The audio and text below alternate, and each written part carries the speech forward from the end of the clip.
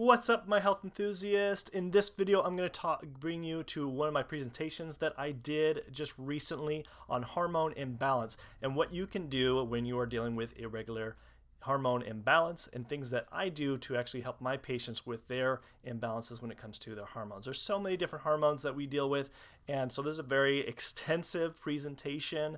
So I understand that it is very a long presentation, but it's definitely well worth it. I put a lot of effort into this presentation, and if you are new here, it is your first time to our channel, if you are interested in health tip videos or fasting, intermittent fasting, other detoxification videos, that's what we do here on this channel, and you can go ahead and hit that subscribe button over there and hit the notification bell so you don't miss any further videos. So without further ado, let's go right into the presentation. Here we go. Okay, all right, well, welcome everybody. Thanks for coming out. I'm Dr. LeGrand, as I kind of introduced myself walking in here. And I graduated from Bastyr University, as I mentioned. These are a few of my classmates. And then, I've done a bit of study abroad as well. Did some global health down in Mexico. These are kind of a few of my other kind of things in school, just to kind of show some of my interest into naturopathic medicine. I first got into naturopathic medicine actually from my neighbor. I was looking into medical stuff, but really believed that there was a different kind of approach when it came to patient care. And I was trying to figure out what that was and I had no idea. But lo and behold, my neighbor was a naturopathic physician. Learned about him, saw his approach, and just made sense to me of a more holistic approach, treating patients, looking at all aspects versus just trying to treat the symptoms. And so that kind of got me in my path of starting naturopathic medicine. This is my wife. You kind of met her over here, Lindsay.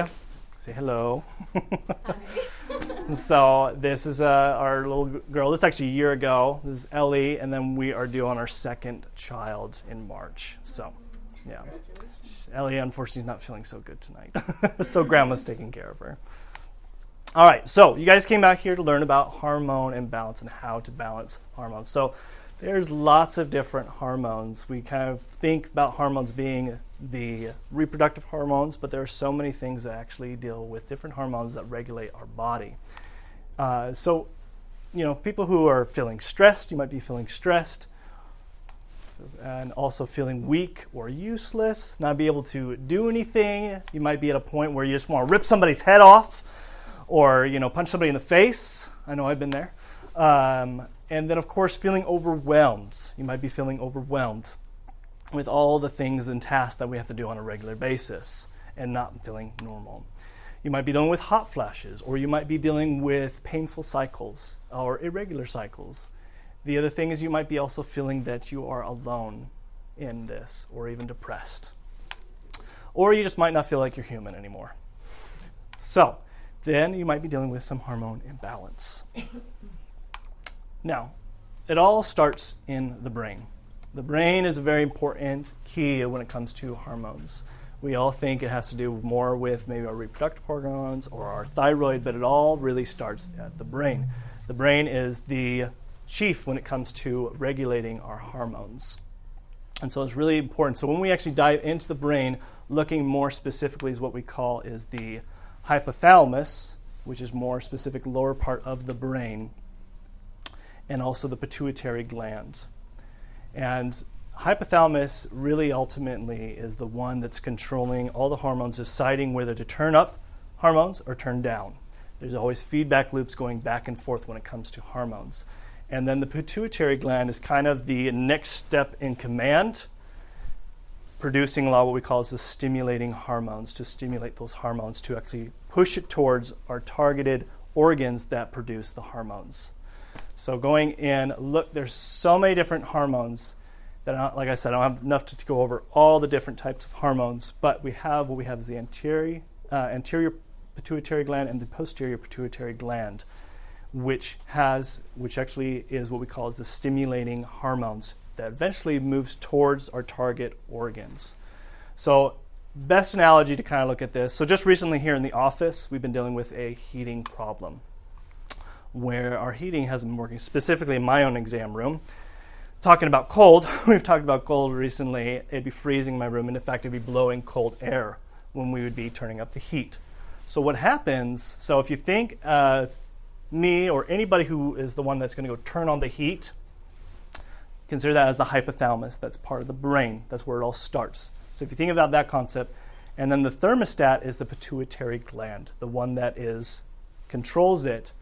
And then if you look at the electric circuit, so of course when we're turning up the heat, we have the electricity running through to be able to turn up the heat. That is considered the pituitary stimulating hormone. It stimulates the target glands. So target glands would be your heater. So the heater would be considered, or the target glands would be like your thyroid, your reproductive organs, your bones, your adrenals, the pancreas, multiple things that has to deal with hormones. That would be considered the target gland. And then the heat itself is the end organ hormone. It's what we call as the feedback loop to tell back to the hypothalamus, or you as the individual who controls the heat, to be like, okay, it's hot enough, let's turn it down. Or in my case just recently, it was cold, so I was kept on turning up the heat. So that's why there can be misbalance all the time with people's hormones if you're not testing the right types of hormones in your blood work. So that's the important thing, is doing proper blood work. If you're not doing proper work, or your doctor's not running the proper blood work to see what's going on. So for example, I see a lot of cases where people who might have a suspicion of a thyroid issue, a lot of endocrinologists and a lot of doctors will only run what we call as the TSH, the thyroid stimulating hormone.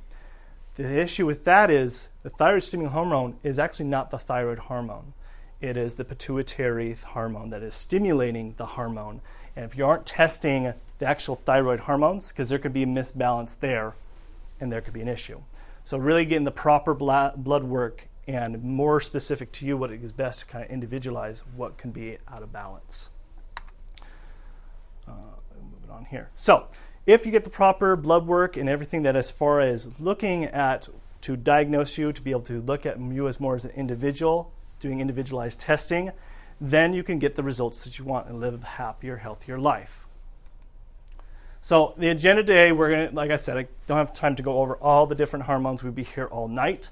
But the more targeted, important ones, looking at adrenal dysfunction, thyroid dysfunction, estrogen, progesterone imbalance, testosterone imbalance, insulin, and growth hormone issues. So first off is the kidneys. Is the adrenals. So the adrenals sit right above our kidneys. And a very important organ that we have to keep in mind that gets kind of missed, because the adrenals deal a lot with our stress hormones, epinephrine and norepinephrine.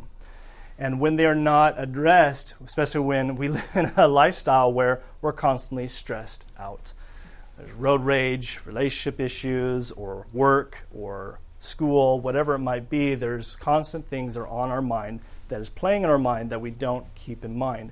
And the adrenals have a lot to do with not only the stress hormones, but also our energy. So people who are dealing with low energy, fatigue, that can be an adrenal concern, because cortisol being one hormone that is necessary for our energy. If it's supposed to be it's supposed to be highest in the morning that gets us up in the morning. That's what's supposed to get us up in the morning, ready to go. Who here feels like they're ready to go in the morning? Okay, we got two. Who here kind of like has to hit the snooze button? I am. You gotta hit that snooze button. You're just not ready to go. Well, it's possible that the cortisol levels could be depleted. However, they could also be. Now, there's 4 different stages I call the adrenals, the maladaptive stress syndrome. Now, the first stage is where the adrenals is functioning normal. And this has to do with our epinephrine, norepinephrine levels, our stress hormones. For example, regulating our heart rate, our blood pressure. Whenever we're dealing with a minor stress situation, it is normal to kind of feel that. And then when we go into the second stage, the MSS1, that's what we call the alarm stage. And that is a survival instinct that has been with us from all mammals and inherent in all mammals, where whenever you are in a frightening situation, whether you see a snake, a bear, it's what we call the fight or flight mode. However, even though that is a very alarm state where you need that, our heart starts pumping, pushing the blood to our arms and legs, so we run away or we fight. That's why it's called the fight or flight mode. Our eyes will dilate to be able to see where we need to go. However, us human beings, it's all up here what happens when things haven't even happened yet, or already has. And we put ourselves in that constant state. And what happens is we put ourselves in what we call as the MSS2, stage 2, where our cortisol levels are spiked. And usually when we see this cortisol spiked in this sense, it will be in a case where we really can't function as well, because usually we'll have high anxiety, stress. We can have a lot of mood disorders, mood imbalance, even some symptoms of depression, as well as even signs of fatigue, even weight issues. Because when there's high levels of cortisol, it usually has effect to the insulin and causing more insulin resistance, which insulin has issues with weight gain and trying to lose that weight. So when we are trying to measure here at Nature's Health Clinic, looking at your adrenal function, we want to see if your cortisol levels are high or low. So the third stage is when you've kind of completely burned yourself out. You're just like, oh, okay.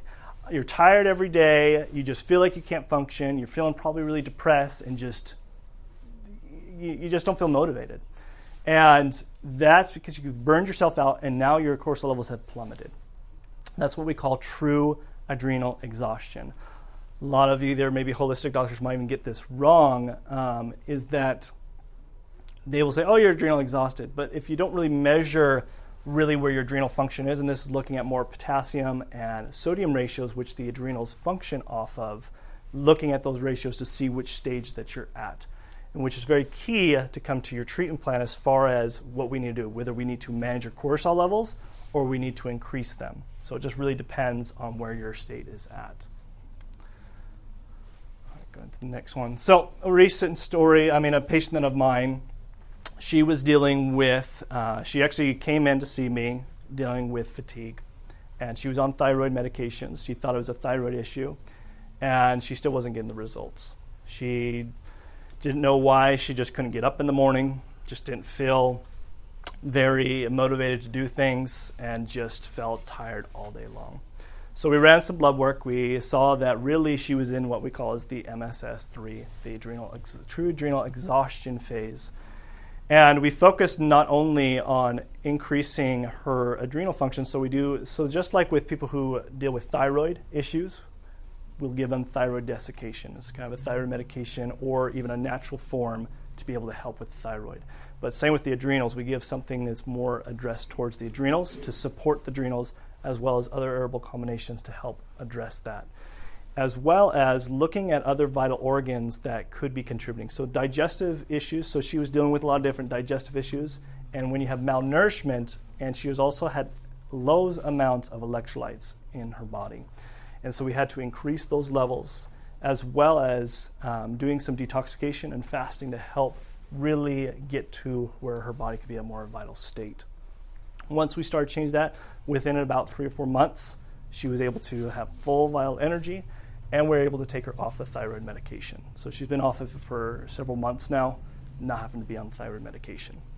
Because the problem, what happens is when patients come in feeling like, I'm tired, the usual suspects are, okay, either it's a thyroid issue, or it might be, especially for women, a thyroid, or it might be anemic, or it might be, okay, maybe you're just depressed, so let's put you on an antidepressant.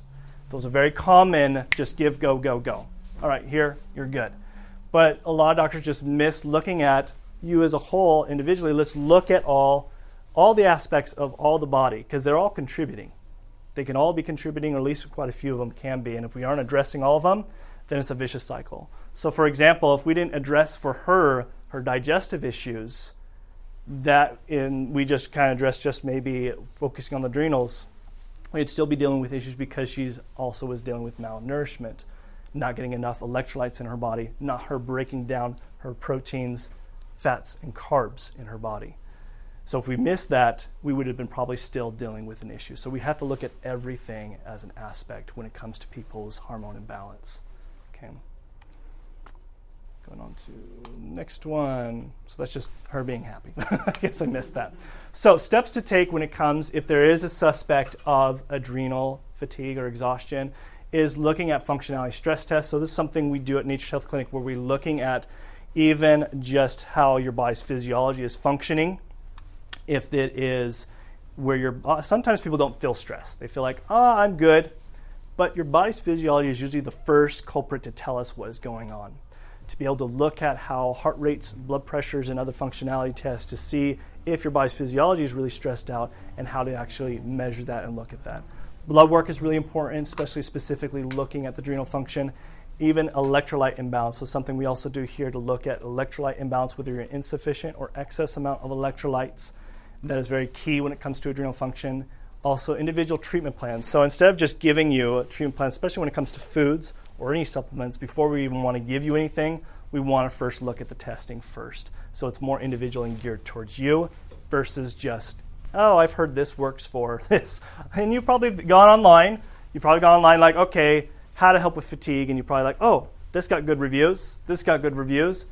And I kid you not, I get patients that come here with boxes of supplements. I'm like, let's take this all away. No wonder you can't function. Your body's out of whack because it doesn't even know what to do with this stuff because you've given it too much. So let's look what's going to work versus just giving you a bunch of stuff that may or may not work. And then stress management, very key when it comes to adrenal exhaustion because adrenals deal a lot with our stress hormones. So looking at maybe triggers that are happening within your life and to be able to identify those and making peace and doing words of affirmation, things that can help with that, and even other meditation and biofeedback and also neurofeedback information to be able to kind of calm you down. Cortisol management, another thing is whether to see if you have high levels of cortisol levels or low cortisol levels. So that is very key to be able to give you the best management when it comes to the adrenals. Okay. So next thing is, of course, looking at the thyroid. So the thyroid, I'm going to have my little emoji me explain the thyroid to you guys. Some little clip. What is the thyroid? The thyroid is a gland that looks like a butterfly and sits below our Adam's apple, also known as the larynx. The function of the thyroid gland is to produce thyroid hormones, which in return, thyroid hormones affect cellular metabolic rate, cellular oxygen consumption, metabolism of proteins, carbohydrates, and fats. It also affects growth and development in the body, along with affecting the synthesis and the degradation of other hormones and chemicals in the body. So I would say this is a pretty important gland in the body, to say the least. So yeah, very important organ. Not only does it really help regulate our metabolism, but also for all of our other cells and chemicals in the body. And it also helps with even regulating other hormones. So very important organ, as well as even when it comes to weight issues. That's why you find people who have hypothyroidism, you might have yourself or even friends and family that you know dealing with hypothyroidism, why it's an issue for them to lose the weight. And so really, when it comes to the thyroid, again, I've mentioned this before, when you're just looking at TSH levels, that is the stimulating hormone from the pituitary gland. And the thyroid produces the T3 and T4. Those are our thyroid hormones that actually is processed throughout our body. And not only does the thyroid deal with this, but even what we call as the peripheral organs that deal with thyroid. So why this is important when it comes to thyroid hormones. So when we see the heart, the liver, kidneys, and other tissues that do a lot of the conversion of T4 to T3, which is very important. So T4 will be converted to T3, which then will go back. Remember how I talked about the heat from the heater, right? So that would be considered the T3.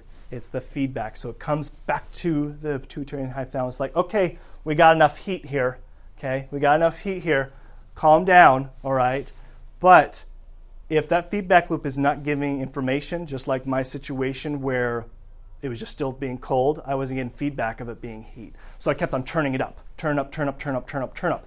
That's what happens with people who have hypothyroidism, is their TSH levels will be skyrocket high, and yet their T4 and T3 levels will be plummeted because the feedback loop is not giving enough information saying, okay, we need to turn it down.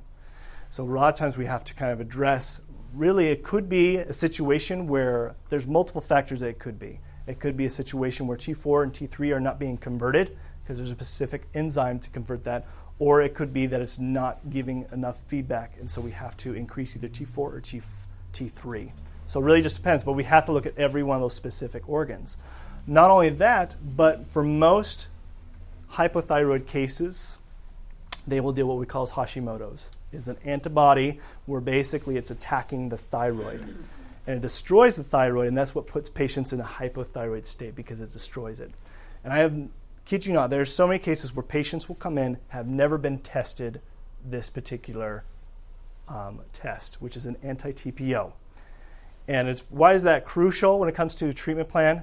Because if it is still in that state, there's still supportive treatment as far as nutrients and other types of medications that can help use to decoy or avoid from the body attacking the thyroid itself.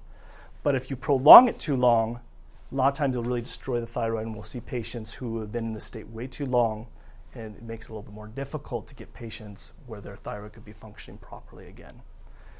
Now, what's also very important when it comes to thyroid is addressing also the other organs. So what I mean by that is if there is a low functioning liver, or even the digestive system that deals with also conversion and other tissues, if those are not functioning properly, is what we call peripheral thyroid. So sometimes we'll see patients where their thyroid is completely fine. However, they still are getting what we call is the thyroid symptoms. And those symptoms of fatigue, stress, losing of hair, just insomnia, also dealing with poor circulation, dealing with hot and cold intolerances. But when we address the peripheral organs that deal with a lot of thyroid, a lot of times we'll see those symptoms dissipate. So another patient story. So I had a gal, she was on thyroid medications for many, many years, been on it, and yet her doctors only ran TSH. Even her endocrinologist, only running TSH levels. And I said, okay, let's run some of the other thyroid, T4 and T3, free T4 and free T3, as well as the anti-TPO. Sure enough, her anti-TPO levels were still high. Her free T4 and free T4 levels were low. And so we changed her medications, were more of a natural form. So the most common thyroid medications that are out there is levothyroxine or Synthroid, and the more synthetic form. In fact, just recently, FDA had to recall it back, just recently, which is scary because they found, what's that? Which one did they recall? It was levothyroxine, and then I think it was another common one. I can't quite remember off the top of my head. But they didn't get approved, and a lot of the manufacturing was happening in China. And what they found is they found impurifications, and the quality was low. And we were dealing this with just recently with a lot of my own thyroid patients, is I like to put my patients usually on Nature-Throid or MP Thyroid because it's more of a natural extraction of the thyroid itself, and my patients do a lot better on it. Because not only that particular thyroid medication we can use, it also helps as what we call as a decoy to eventually get to a point where we can take them off the medications because it is helping with the antibodies, especially if they're dealing with high in cases of antibodies attacking the thyroid. But anyway, so with this patient, we just switched her thyroid medications. We also were addressing other peripheral conditions. So her liver function wasn't working properly, her digestive system, as well as her adrenals were also in adrenal exhaustion state. So we were focusing on that along with also detoxification. So detoxification can be really important for the thyroid to be able to regenerate it, especially through doing intermittent fasting. And fasting can be really beneficial to be able to help regenerate new cells. So if people they've found more and more in research with intermittent fasting increases levels of what we call as autophagy. Autophagy is essentially cells that eat all the old cells and then regenerate new cells. In fact, they've found it increases 400% more during fasting states than any other state. So I to guide people through fasting and detoxification programs, but we put her through in that state as well as changing different things that were more specific to her as far as her diet, looking at her type of metabolism. So we do specialized testing to look at what kind of biochemistry they have to focus on what kind of metabolism they have. And within just a couple months, we were able to put her off of her thyroid medications. And she doesn't need them anymore. She's good. We've rechecked her thyroid levels. They're good. And she's doing great. She's losing weight like she hasn't been able to lose weight for a long time.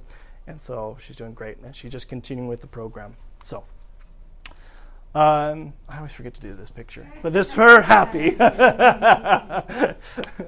All right, so steps to take as far as if you are thinking that you do have a thyroid issue, or if you do, steps to take is, of course, back to individualized testing. And what I mean by individualized testing, here at H Health Clinic, we focus on looking at all your body chemistry, looking at electrolyte imbalance, looking at pH balance in the body, looking at liver function, digestive function, kidney function, as well as blood sugar regulation, as well as stress functionality test.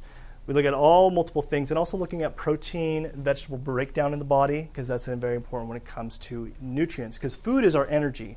And even for the thyroid, the foods that we eat is very important, key for the specific, the B vitamins, the thiamine, all the different types of vitamins that our thyroid needs is very crucial. If we don't focus on the digestive system, if that's not working, then everything else we try doing can be just working on an uphill battle from there.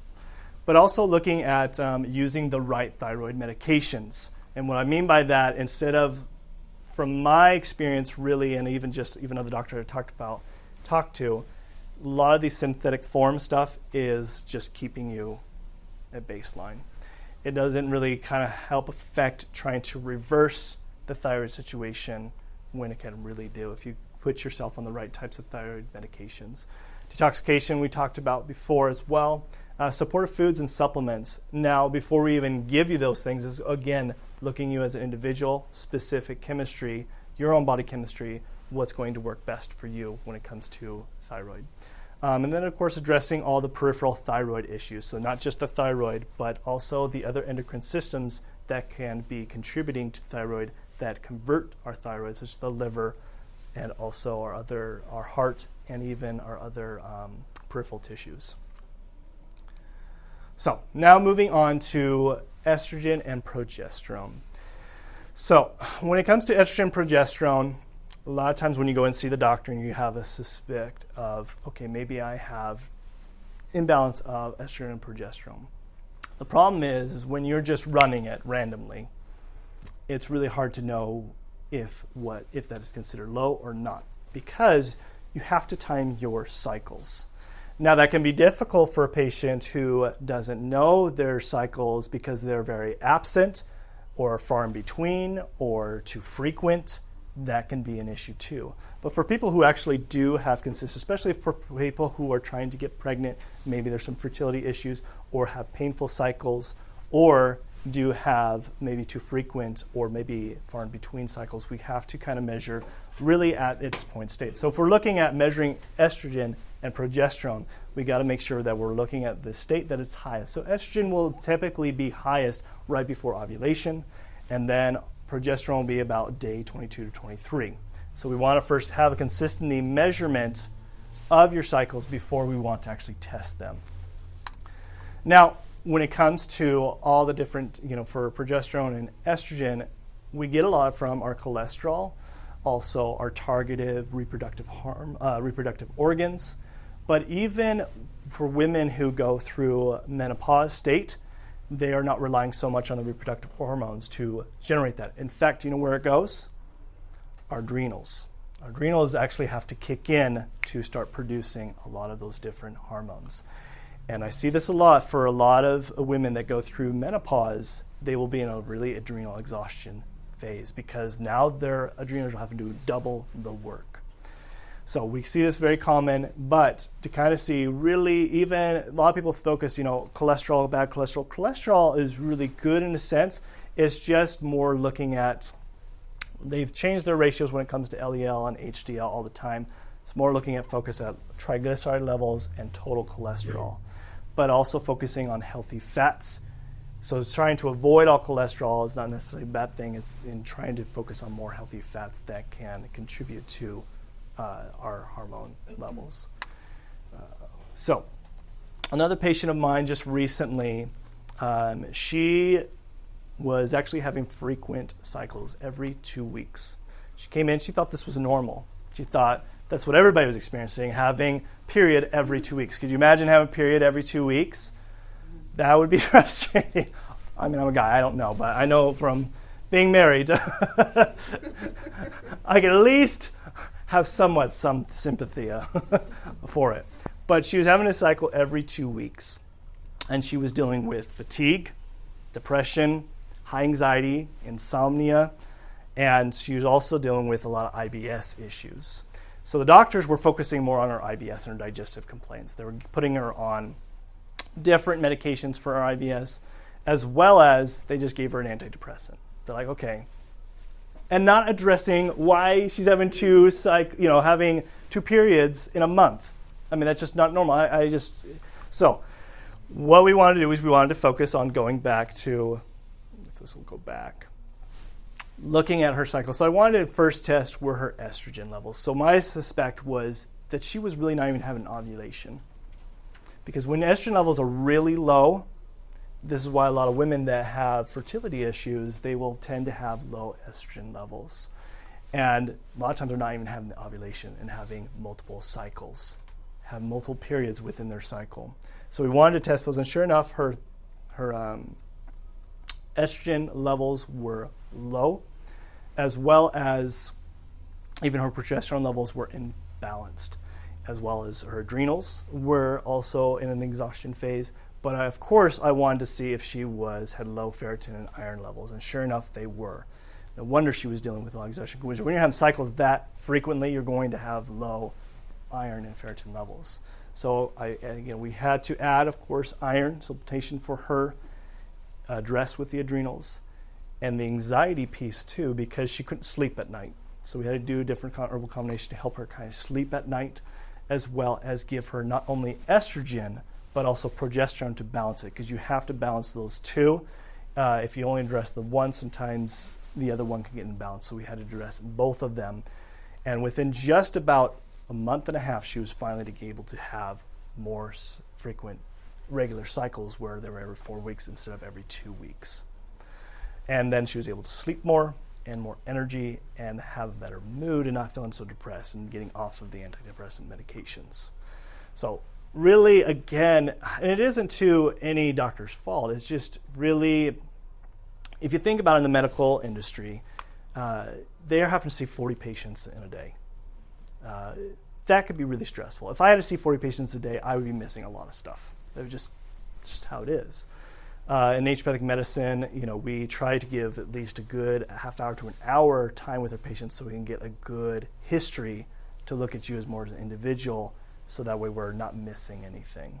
So it isn't to their fault. When it comes to emergency care, they're great at it, and that's very important. But when it comes to a little bit more specific, it depends on the doctor. So it really does. Some doctors are really good at it. Some just, they're seeing too many patients. And it isn't to their fault at any means. And of course, she's happy again. Keep missing that part. So steps to take really when it comes to estrogen, progesterone levels is you got to take the proper blood work and doing it at the right time, along with also timing your cycles before even doing the blood work. And then, of course, assessing contributing hormone imbalances. So if you're not addressing other hormones that could be playing a role with the estrogen and progesterone, so for example, prolactin being one of them. So another patient that dealing with what we call as PCOS, polycystic ovarian syndrome, where you will typically have very absent cycles. She was only having a cycle like every 4 to 6 months. When we addressed looking at prolactin, which can be prolactin, so that's what we produce when you're breastfeeding. And it's supposed to be a natural birth control, but it doesn't work every time. We know that. We know it doesn't work every time. But it's supposed to be, a natural birth control. But when those levels can be high, that can cause absent cycles. And so by addressing downregulating that, and how to downregulate that is focusing also on increasing estrogen levels, as well as B6.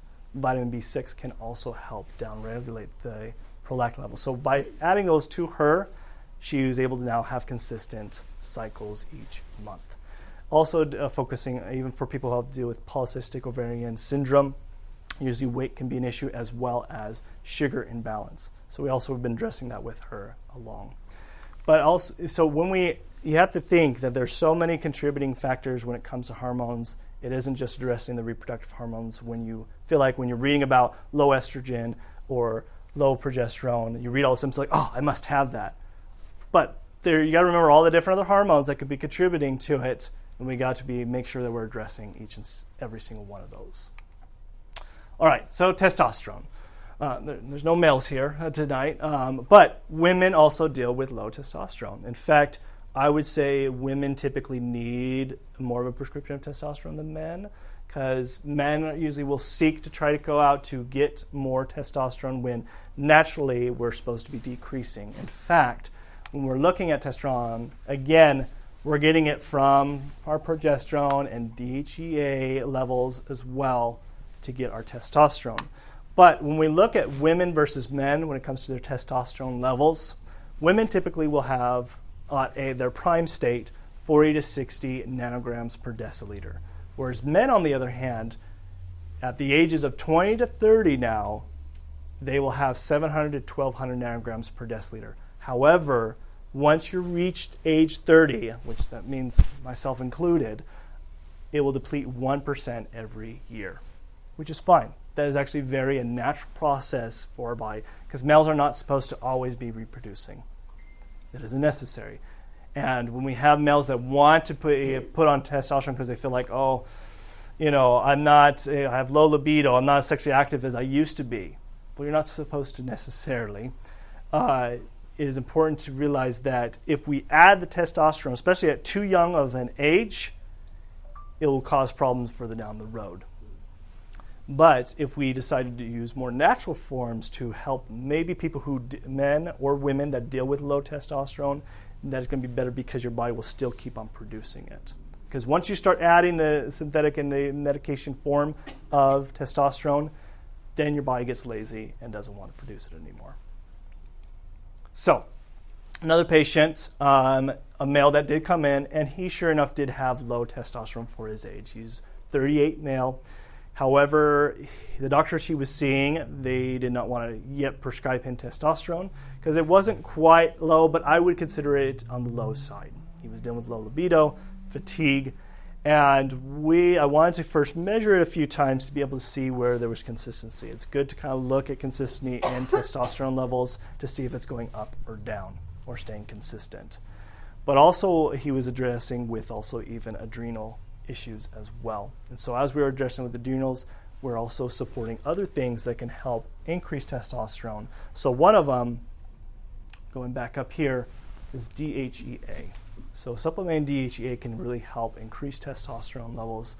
And along with that, we prescribed saw palmetto, yahumbi, also even horny goatweed, other things that can help increase testosterone naturally. And within just a couple months, his testosterone finally was coming up for the first time for many years. Because before he saw me, his testosterone levels were low for several years. And he was trying to work with doctors to bring him back up. And after that, his libido was starting to go up. His energy was starting to go up. But really, it wasn't just addressing the testosterone, but it was also addressing his adrenals as well as some other digestive issues he was coming in for. So, and of course, he felt great. So, steps to take when it comes to low testosterone for both men and women is that you got to check to see if you have low testosterone versus suspecting, okay. Because a lot of men will just come in, okay, just give me something, I know I have low testosterone. And then, of course, first using natural treatments before using testosterone. The reason why I say this is because if you can succeed increasing your testosterone levels naturally, then that's going to be better for you in the long haul, so that your body is still producing it naturally versus having to rely on always taking testosterone.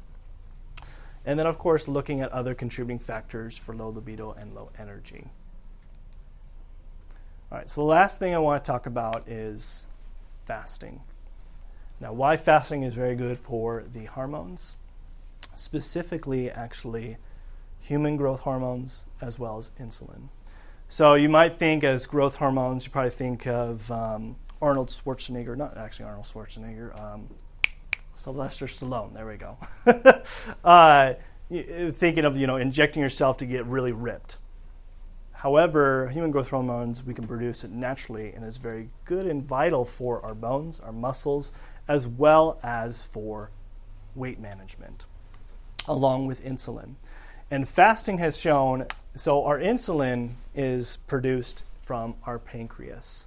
Our pancreas sits right below the stomach, and we have what we call is beta and alpha cells. So beta cells in the pancreas is what produces the insulin. Alpha cells is what produces what we call as glucagon, another hormone, and they're both opposites. So insulin will store sugar for fat, whereas glucagon will break down our fat for energy. So those are the two opposites. But what happens in this society, we live now in a society where food is everywhere. You go back way back in history, it was always feeding and famine and feasting periods. Our body has always been adapted to that. You go back to hunters and gatherers, same thing. They would go 3 days without eating because they were hunting. So our body is really adapted to that, where feasting and famine periods, going back and forth. Now, what happens when we have food excess to us consistently on a regular basis? Our insulin levels will go up, and eventually we'll get to a point where we call it insulin resistance. This is where it kind of get to the concern of why there's such a rise in obesity and also diabetes, because of the food accessibility. Because what happens if you think about food and why the calorie restriction and the move more types of diets don't work? I mean, you think about Weight Watchers. You wonder why they don't have a reunion? Have you ever wondered about that? I mean, all the other big TV shows do, because most of them have all gained it back.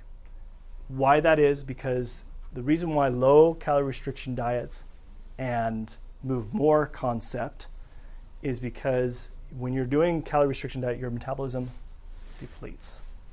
So when you refeed, when you're refeeding back, you gain that weight back, and even more so. So it's more difficult to get back into the regimen, because then that means you have to live a lifestyle like that the rest of your life, but it's so hard to keep that.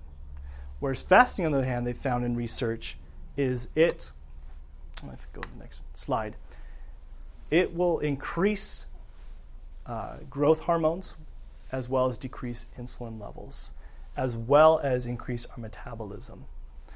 And why this is so effective, and you probably even heard yourself, maybe even have family and friends that are doing intermittent fasting, or people who do the keto diet.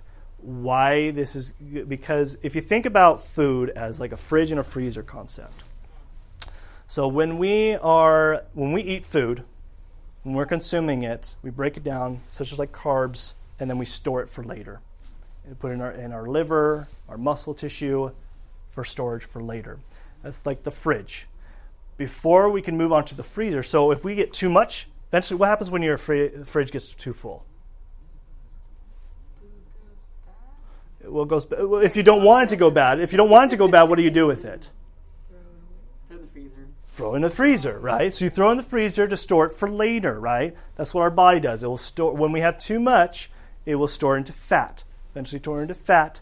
And so, but what happens is why fasting is so effective is because it really depletes our glycogen storage. So once the fridge is almost out, then we want to go to the freezer, and start decreasing the freezer, but it takes a little bit more effort. We first got to deplete the glycogen storage before we move to our fat cells.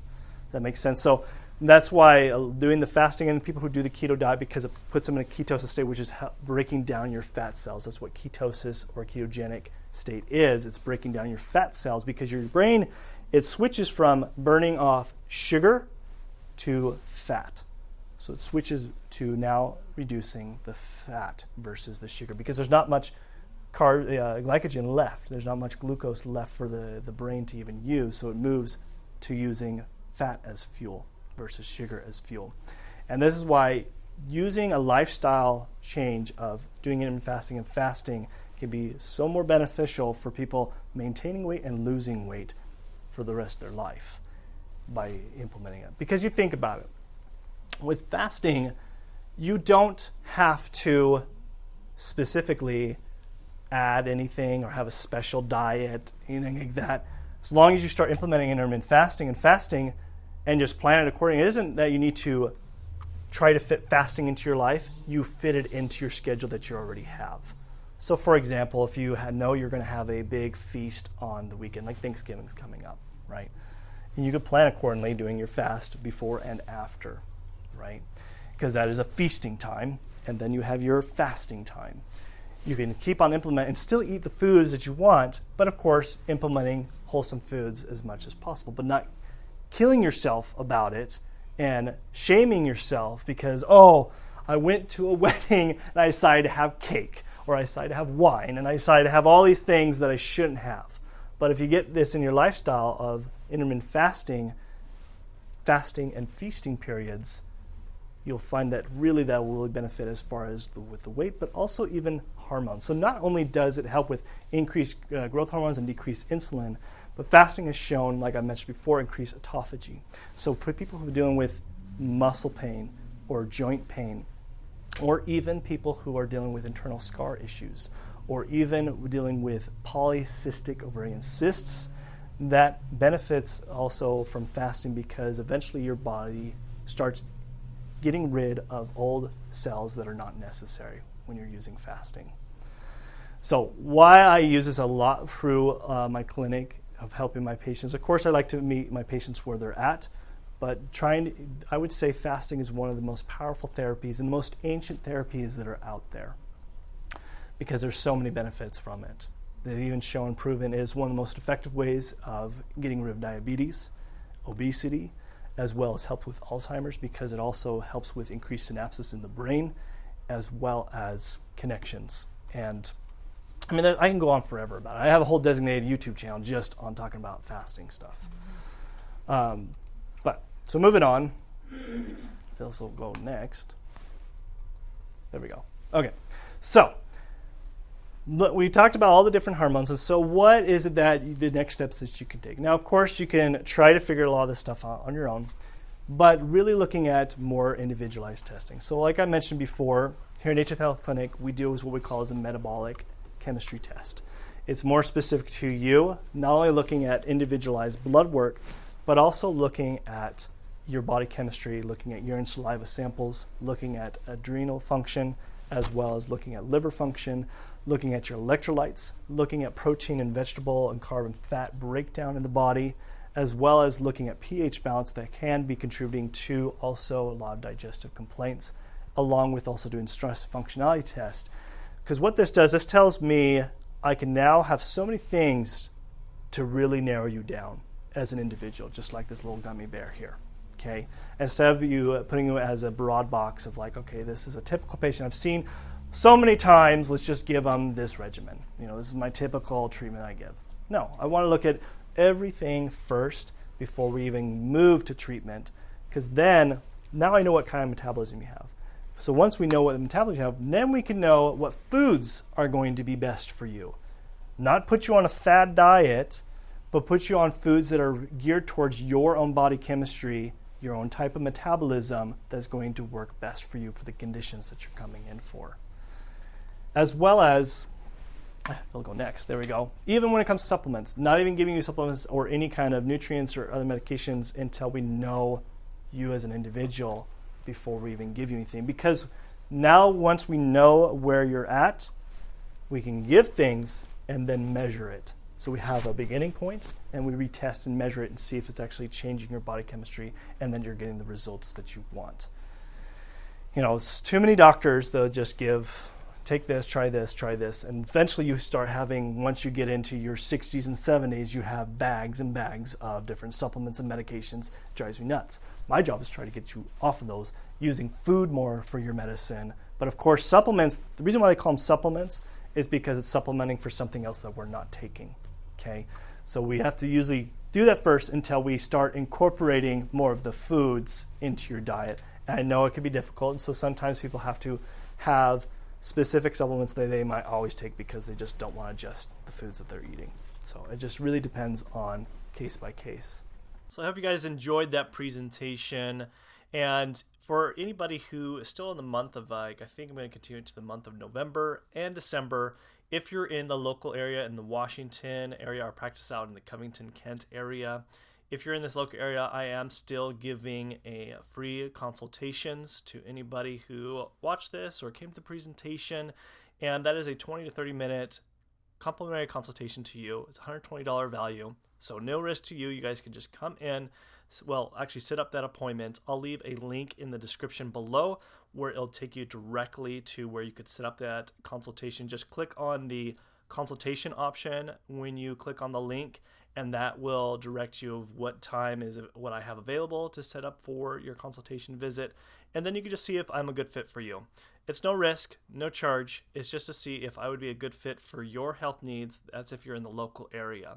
And if it's your first time on our channel, go ahead and give us a big thumbs up if you liked this video, as well as comment below if you have any questions, share with your families and friends, and then of course subscribe to our channel. If you've never subscribed to our channel before, I'm going to leave a button over here that you can just click right there, and then I'll leave some other playlist videos that you can check out, because we talk about other fasting videos, intermittent fasting, and other health tip videos if you're interested.